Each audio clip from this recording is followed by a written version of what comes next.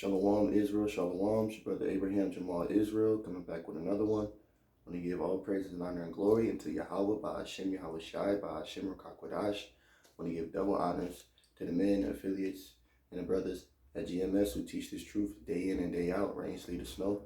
The water to you guys for what you do for this truth day in and day out. Today's lesson is going to be simple. It's called Judgment Day. Since that seems to be a topic that everybody's talking about now, we're just going to go ahead and get right into it.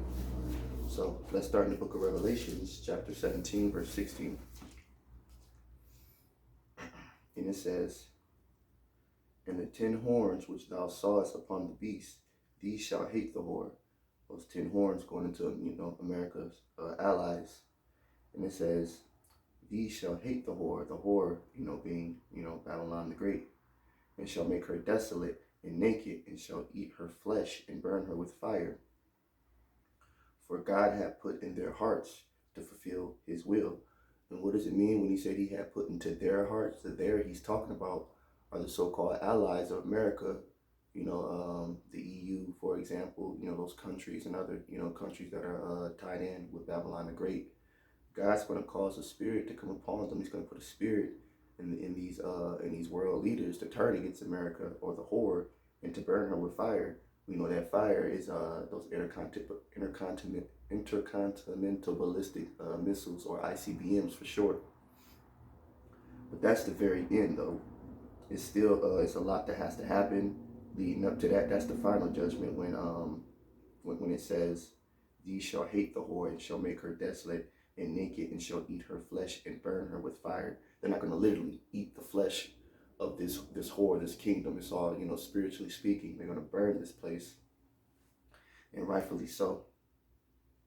It says, verse 17 says, "For Yahweh hath put it in their hearts to fulfill his will, and to agree and give their kingdom unto the beast, until the words of Yahweh shall be fulfilled."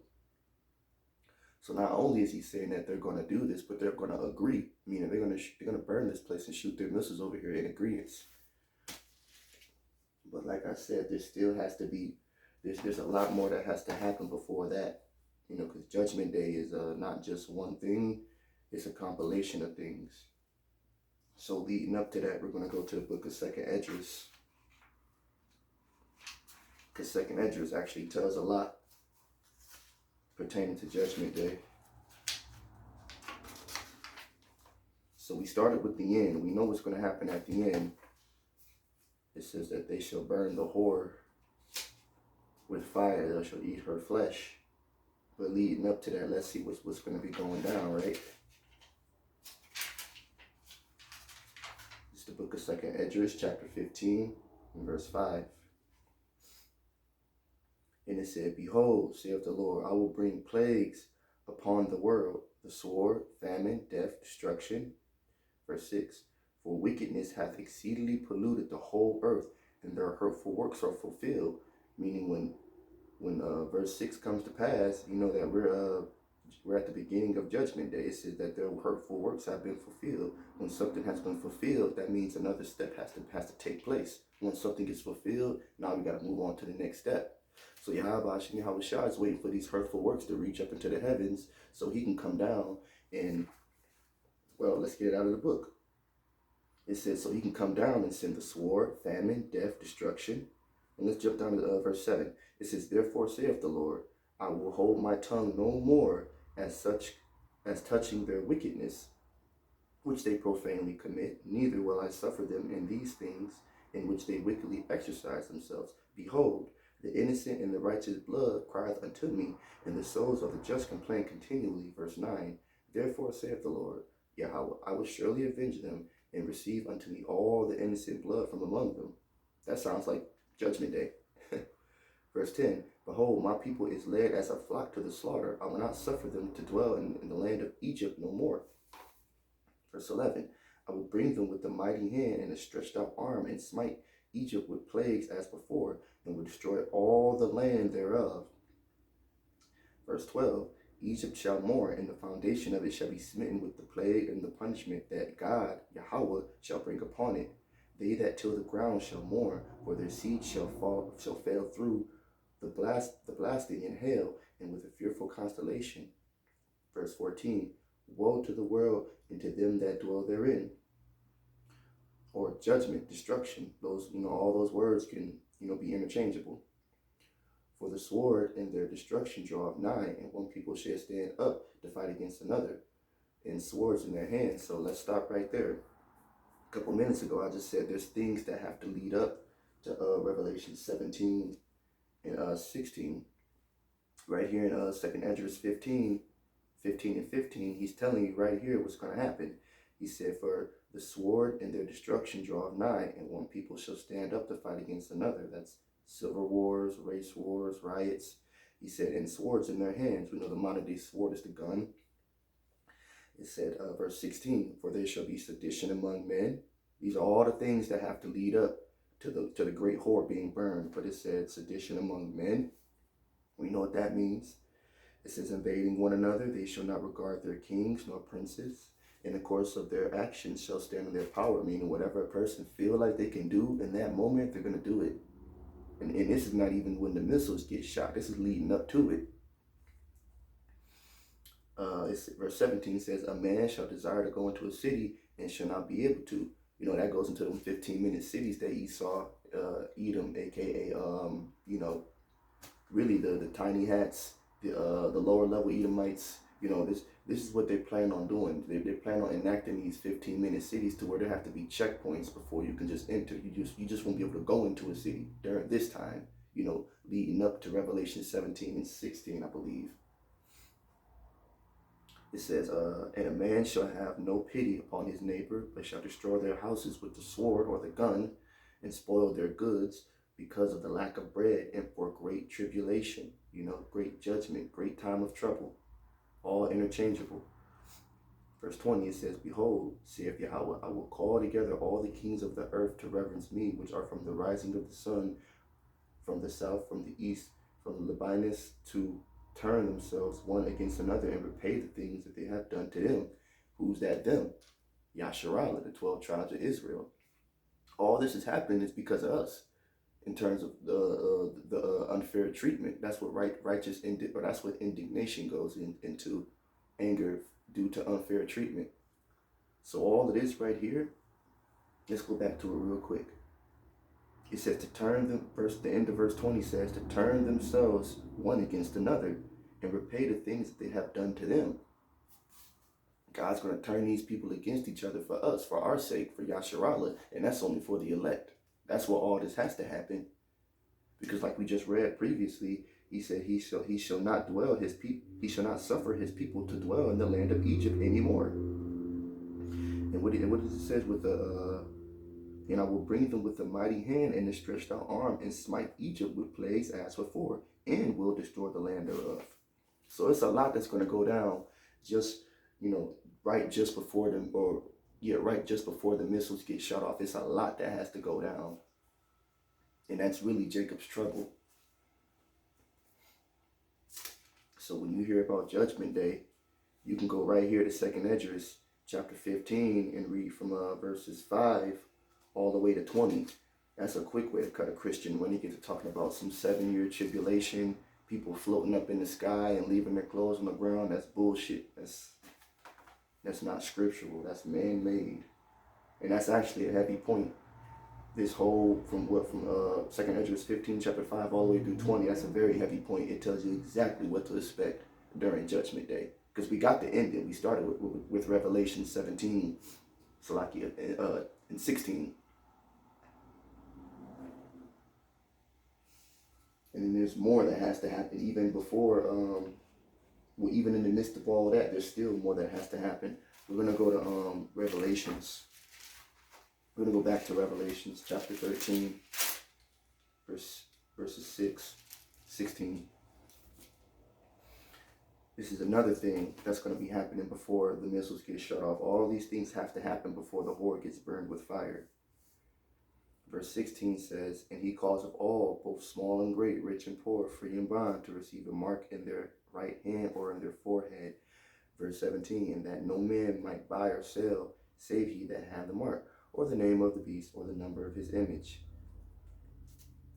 Verse 18, here's the wisdom. Let him that hath understanding, count the number of the beast, for it is the number of a man, and his number is 666. We know what that goes into, the number of the beast. But before this place can finally go up in flames, they have to send out this MOTB, this RFID chip, this microchip that's smaller than a grain of rice. You can barely see it unless you, Shalakia, unless you, you're like up to it like this. But that has to happen. The mark of the beast has to happen. He has to cause all, both rich and poor, free and bond, great and small, to receive this mark. Now, if you guys are spiritual and you got your ears open, then you know what that sounds like. It sounds like that Neuralink chip that Elon Musk has been developing over the last, 6 months to a year, if I'm not mistaken. Because when I read this precept, that's what comes to mind. If you got the spiritual eye salve, that is. The first thing that should come to mind is that Neuralink chip that Elon Musk has been developing. And then as far as the hand chip, that's been in the works since like '08. They've been doing that in Sweden. So the microchip in the hand ain't nothing fairly new. But that neural brain link thing that they've been coming up with, like I said, the last six months to a year, that's fairly new. So that has to happen. So not only do we have to have sedition among men, the love of many waxing cold, like we read in 2nd Esdras, according to Revelations 13, someone has to force all to receive a mark. All of these things has to happen, and then the end is coming. Let's get Zechariah. I want to go to Zechariah 14.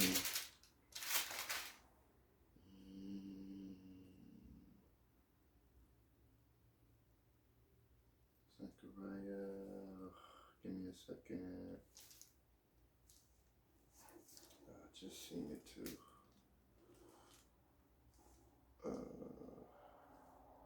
Not Zephaniah, Zechariah. Just bear with me, Israel. Thank you for tuning in. The water. It's the book of Zechariah, chapter 14 and verse 12.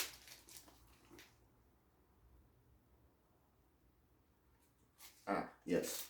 This is actually going to back up what's going to happen in Revelation 17 and 16. This is what's going to cause, well, hold on. Yeah. This backs up basically Revelation 17 and 16. And it says, and this shall be the plague wherewith the Lord will smite all the people that have fought against Jerusalem. So Zechariah is going into a vision that he's seen from the Lord of the end. It says, their flesh shall consume away while they stand upon their feet, and their eyes shall consume away in their holes, and their tongue shall consume away in their mouth. There's only one type of device on this planet that can bring that type of destruction.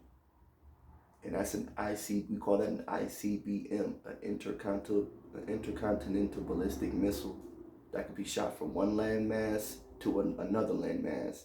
And anything within the first, I think, 10 to 15, 20-mile radius of a point of impact is instantly vaporized. Now, if you was to slow down the vaporizing process, you would see that you're not just disappearing like that, but according to Zechariah, this is what's going on, in the middle of that process, or at ground zero, if you will. If you could slow down the vaporizing process that an ICBM missile could do, you would see their flesh consume away while they're standing upon their feet. You would see the flesh in their eyes consume away in their holes. You would see their tongues consuming away in their mouths. But you can't, because it moves faster than the speed of light. But if you could slow it down, we know our Lord can do all things. He slowed that down for Zechariah the prophet so he could see. He saw what's going to be happening to people in that fire. And it's not going to be good. For all of those that get burnt up with that whore in the end, it's not going to be good. And I can understand where the confusion lies, for the Christian church. We're going to go to the book of Matthew, one of the 4 Gospels, because I know that's where the confusion lies. We're going to go to Matthew 24, chapter 21, and these are the words of our Lord, Yahushua speaking. Yes, I know exactly where confusion lies. It's right here. It says, verse 21, the book of Matthew, chapter 24, it says, for then shall be great tribulation, such as was not seen since the beginning of the world to this time, no, nor ever shall be. So when they hear that, they think 7-year tribulation. The one that they call Jesus is going to ascend up into a cloud with the first wave of people, I guess. Then it's going to be a 7-year tribulation, and then he's going to come back down and get the rest of the people. That's what they used to teach us when we was in the Christian church. And the funny part is, it would make sense if you could find it in here, but you can't. You can't find no account of the Bible saying that Yahweh Shai is going to go up into the clouds with a group of people, then come back down and get another group of people. That's bullshit. Like I said, I understand where the confusion comes from when they read Matthew chapter 24, verse 21. But that's not what it's talking about. When it's talking about great tribulation, it's talking about Jacob's trouble. Whenever the Bible's talking about great tribulation, it's always talking about Jacob's trouble, because this is a book written to the Israelites, for the Israelites, by the Israelites. In another, I want to back up that statement I said about the Christian church being wrong about Matthew 24, because they don't believe in the chariots the way we do, yet they love stealing our talking points. It's funny. But the book of Wisdom of Solomon. My bad. The book of Wisdom of Solomon, chapter 5 and verse 2. We can go right into it.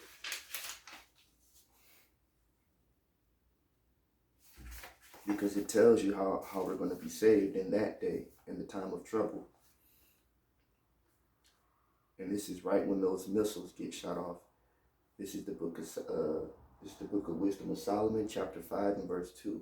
It says, when they see it, they shall be troubled with terrible fear, and shall be amazed at the strangeness of his salvation, so far beyond all that they looked for. Slakia. So far beyond all that they looked for. Now let's back it up a minute.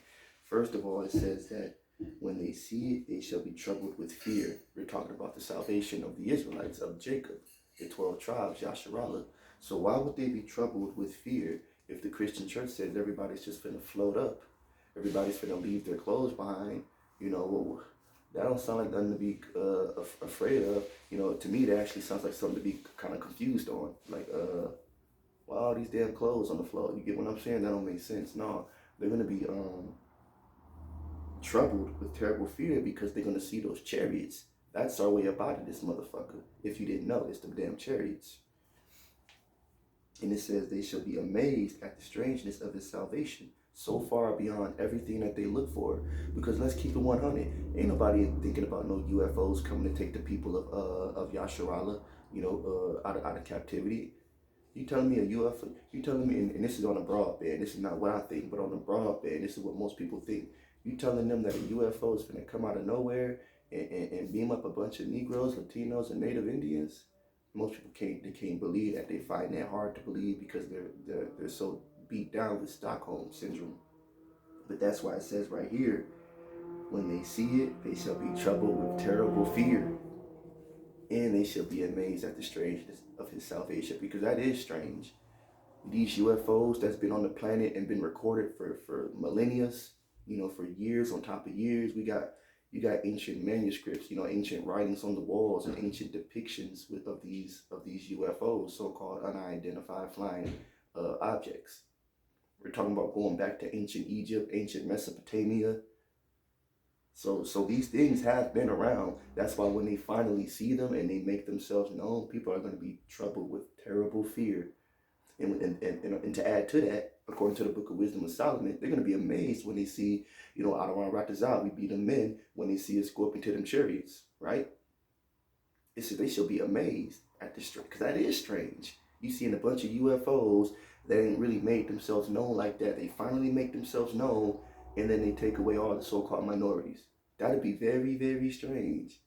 Versus what we're accustomed to hearing, the 7-year tribulation doctrine, meaning everybody's going to disappear and leave their clothes on the ground. That ain't strange. That's kind of, like I said, that's confusion. But you telling me if I was to see someone go up in a chariot clear as day, that'd be very, very strange to me. But we have the wisdom, so nothing catches us off guard. And like I said, out of our Ratazah, we be those men. To keep going, I want to go to the book of Habakkuk to back that up, because there's only one way off this rock. And the scripture says so. There ain't no 2-3 ways. There's only one way out of this shit, man. When it goes nuclear, it's only one way.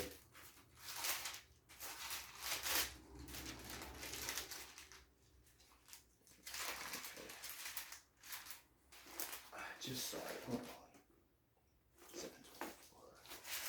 7:24. Okay. We're gonna go to Habakkuk to back it up.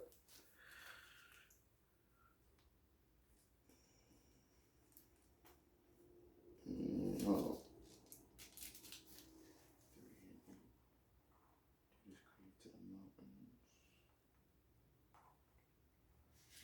This is what Habakkuk saw. He was praising God for his power in this chapter. But this is just to back up the chariots, the strangeness of their salvation being the chariots right here. It's the book of Habakkuk chapter 3 and verse 8. It says, was the Lord displeased against the rivers? Was thine anger against the rivers? Was thy wrath against the sea? That thou didst ride upon thy horse and the chariots of salvation? Now, why would he say the chariots of salvation? He could have said your heavenly chariots or your mighty chariots. But Habakkuk said your chariots of salvation, because those chariots are our only way out of here if you're a so-called Black, Latino, or Native American, Indigenous Indian. Because you would go back, your forefather would go back to being one of the 12 patriarchs of Jacob, one of Jacob's 12 sons. We know that being the tribe of Israel. That's why he said that. Let's read it one more time. It says, was the Lord displeased against the rivers? Was thine anger against the rivers? Was thy wrath against the sea? That didst ride upon thy horse and thy chariots of salvation? You see, he reveals the secrets to those who diligently search. The scripture says, study to show thyself approved. Or study, Salakia, to show thyself approved. There's mysteries and secrets all in this Bible, but if you ain't got the spiritual eyesight, or if the Lord not dealing with you, or if you're not under the correct man of the Lord, you're not going to know what the hell you're talking about. That goes to the Christian church and you Yah Israelites. Negro only, Northern Kingdom only, whatever. If you're not following the men of GMS, bro, you're lost. But let's keep going, though. I want to go to Isaiah and end it off there. Because the Christian church tries to use that to solidify their point.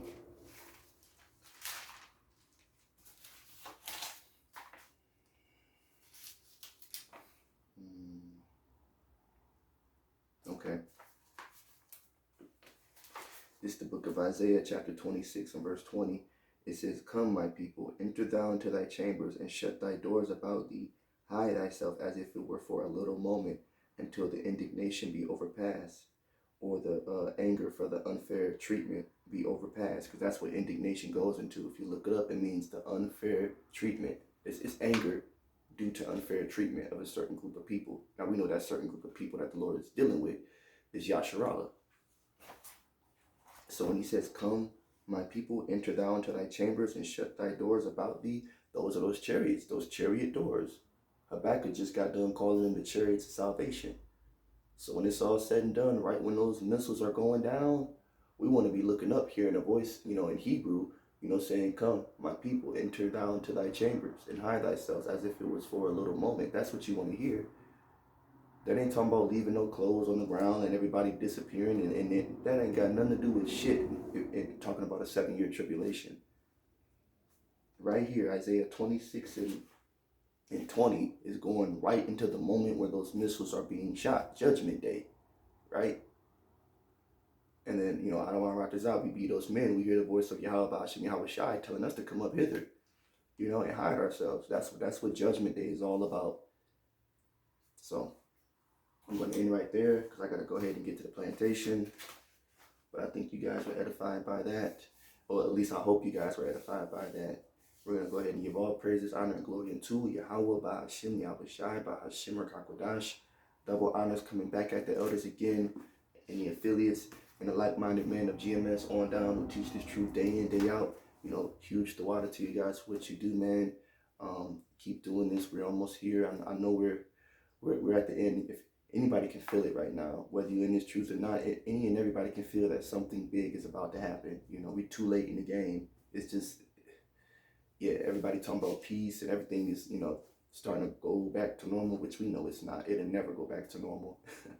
And shit here was never normal for us. You know, talking about the children of the Most High, Yasharala. This place was never normal for us. Look at our history. So, but something definitely big is coming, Yasharala. So with that being said, you know, stay the course, be diligent. You know, we got to endure to the end. With that being said, Kwam Yasharala, my Judah. Until the next time, see you guys around.